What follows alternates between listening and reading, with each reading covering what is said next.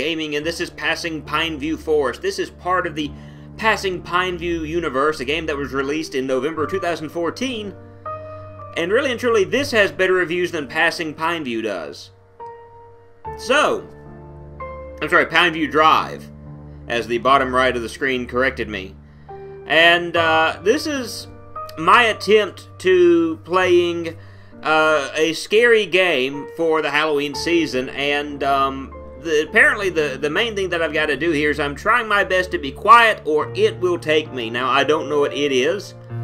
It could be a number of different things. It could be a My Little Pony for all I know. And it might want to show me that friendship is really and truly magic. But what we're going to do is we're going to go ahead and jump into the game. And there's a loading screen after this, but we're going to skip the loading screen and jump straight into the game.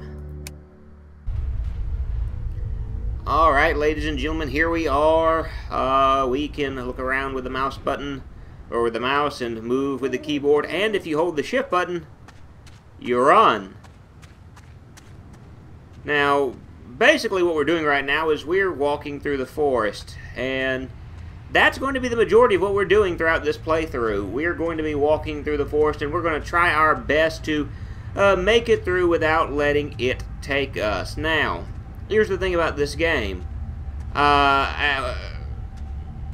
Here's the thing about this game. I'm wandering through it right now, but you hear spooky sounds here and there. You know, like you heard something just then rustle through the woods, but that's really and truly what we got going on here. Now, I will say that there is some spookiness to walking through the woods in darkness. I grew up in a wooded area. I grew up in a small town with one red light, and I lived near, well, actually my house had woods surrounding it for the most part.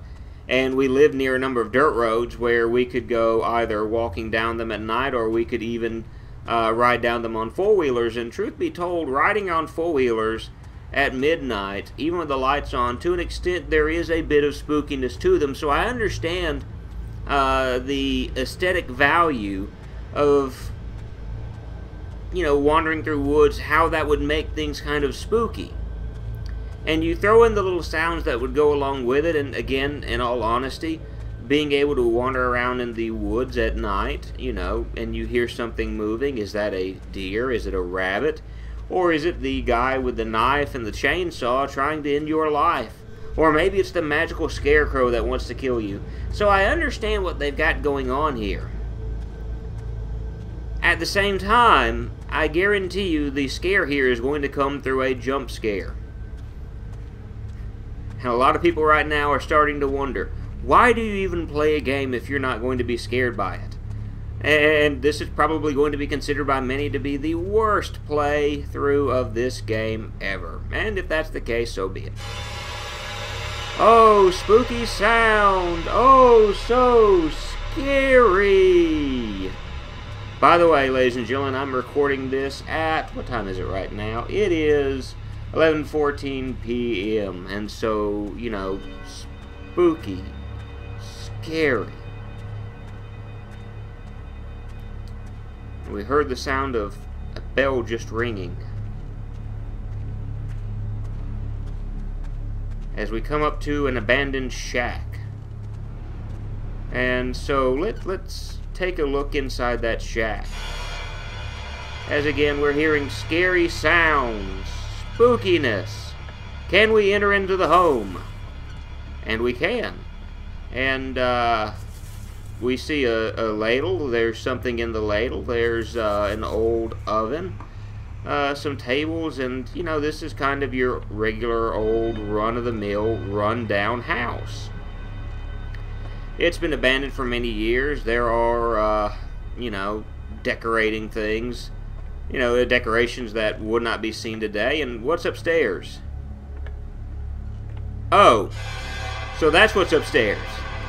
An invisible wall. I can't even walk into this room. What is the purpose of having an upstairs floor if you can't explore the upstairs floor?